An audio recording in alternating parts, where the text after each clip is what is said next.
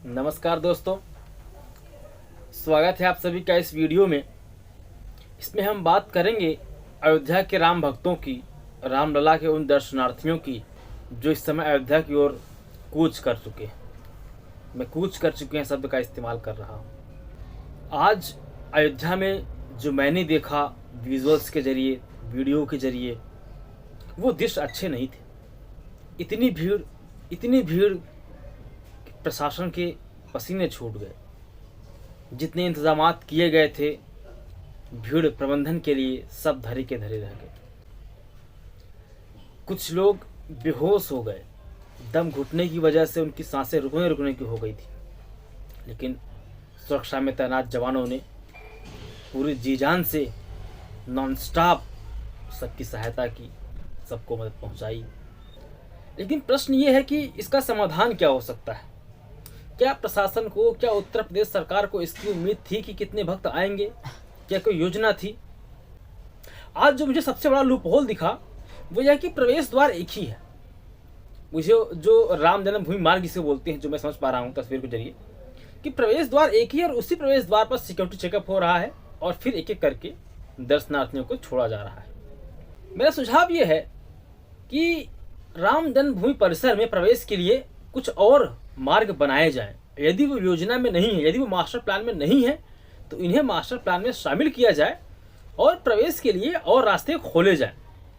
अभी तात्कालिक तौर पर उत्तर प्रदेश सरकार कर ये सकती है कि जो दर्शनार्थी अयोध्या की तरफ बढ़ रहे हैं उनको मान मनव्वल करके, समझा बुझा के, किसी भी हालत में कुछ भी करके रोका जाए। और जो लोग अयोध्या में प्रवेश कर चुके हैं, जो अयोध्या में मौजूद हैं, उन्हें दर्शन पूजन करा के अति शीघ्र अयोध्या से बाहर जाने के लिए कहा जाए। साथ ही मेरा एक और सुझाव है कि भले कुछ दिन का समय और लग जाए, आवश्यकता हो तो कुछ दिन के लिए रामलला के दर्शन को डिजिटल मोड में डाल दिया जाए। मतलब आप वर्चुअली रामलला की आरती देखिए, रामलला के दर्शन कीजिए, लेकिन फिजिकली विजिट मत कीजिए जब तक कि वहां पर व्यवस्थाएं दुरुस्त न कर ली जाए। इसके अलावा प्रत्येक जिले का एक अस्थायी कोटा फिक्स कर दिया जाए, प्रत्येक राज्य का कोटा फिक्स कर दिया जाए और प्रत्येक देश का कोटा फिक्स कर दिया जाए। हालांकि विदेशी मेहमान बहुत कम होंगे। सरकार तय कर दे कि किस जिले से कितने श्रद्धालुओं को आने का मौका मिलेगा अयोध्या। इससे होगा यह कि तात्कालिक तौर पर भीड़ अचानक से कूद पड़ी है, इससे राहत मिल जाएगी। बिना रजिस्ट्रेशन के किसी भी श्रद्धालु को अयोध्या में प्रवेश न दिया जाए। रजिस्ट्रेशन के लिए ऑनलाइन सुविधा हो।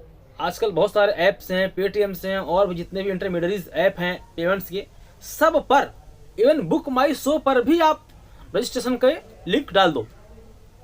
जिसे भी अयोध्या जाना है आप रजिस्ट्रेशन बुक कीजिए, वहां आपका एक स्लॉट अलॉट होगा, वहां आपके लिए एक डेट अलॉट होगी, अमुक दिन पर आप अयोध्या जा सकते हैं। बिना डेट निर्धारित के लिए किसी को प्रवेश न दिया जाए।